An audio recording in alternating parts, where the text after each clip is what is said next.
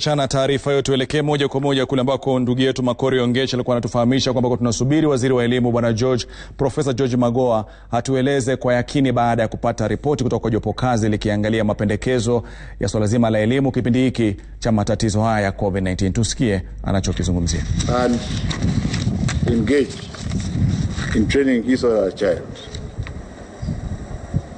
Our second goal is to ensure that when we open schools, every child from Kayaba to Mudaiga must have the same facilities, at least should have the same rights.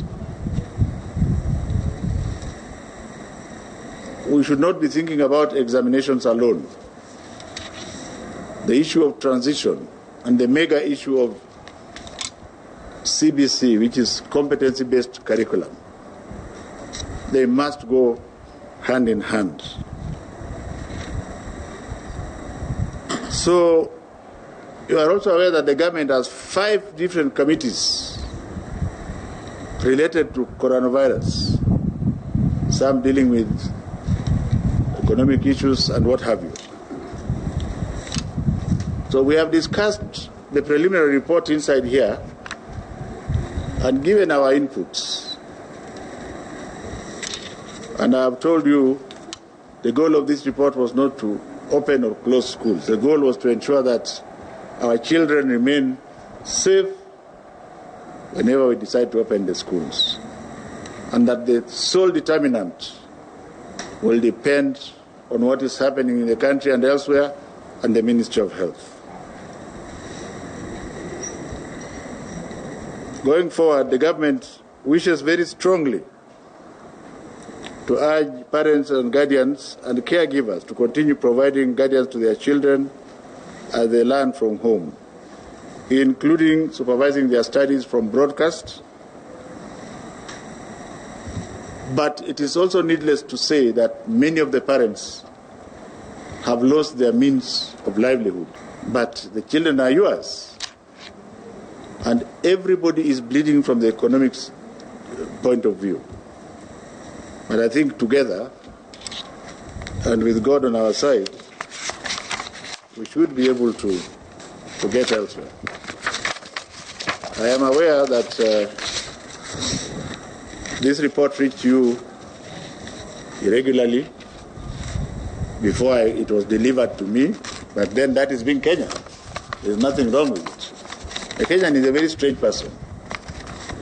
I'm going to urge the fourth estate to help us to fight this virus by leading by example and helping us to ensure that the right thing is done.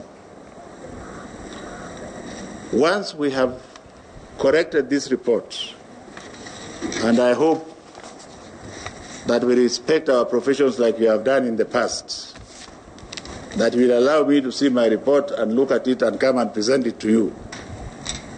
Rather than you calling me and saying, this is already here, what is 1, 2, 3? Let us agree that a child who is alive and well at home is better than one who attempted to do the exam and died there. Are we together? Are we together? You are quiet, but I've told you. And I think this is the narrative that we must talk about. The ministry wishes to state categorically that all decisions will be made by giving priority to the health and safety of learners and teachers of schools thereof. Let me take this opportunity to say something about private schools. I told you Kenyans are very interesting. I would want us to sympathize with the private schools because they employ a large number of Kenyans. Over 160,000 teachers, together perhaps even 300,000 plus the support staff. To keep the schools alive and to make sure that material is given to the children where they are, can we have a humane face as we try to decimate the schools?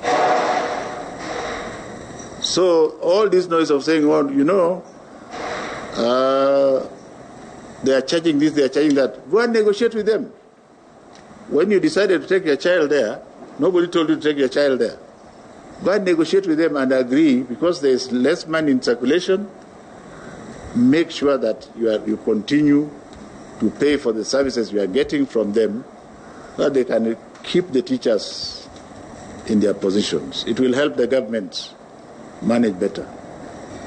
Otherwise, what is going to happen is when the private schools collapse, it is government who is going to deal with them, because all those children will come to the public schools. So let us be reasonable and rational.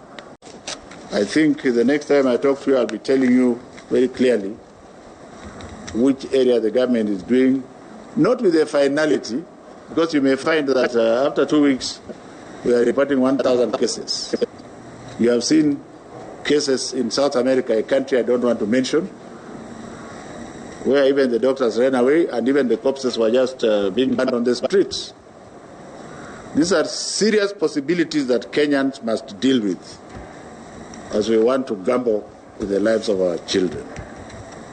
So if we are not able to manage the way we want, then we must be prepared to have our children and wait for the right time, so that if it means, like I said before, if it means that they have to come back to school early in the year, to start the year all over again, so be it. What do you want to do about it? Would you rather allow about 20,000 to die so that you open earlier? How are you going to select that 20,000 or 100,000? How are you going to select them? Because to us, the life of one child is more important. So rather than thinking so much about exams and learning, teach the child what you know yourself. If you are a headsman, it may be very good if you go and show your child how to milk a cow, the way I was shown the other time. It is very important. I used to go to the shamba to dig. Who do you think you are that you don't want your child to dirty his hands because there is an exam coming? And skilling the child does not mean going back to school alone. So on the issue of parental empowerment, please help us to carry it forward, starting with yourself. Help us to tell Kenyans to be serious, because the longer time we shall spend here will basically depend on our inability to follow simple instructions.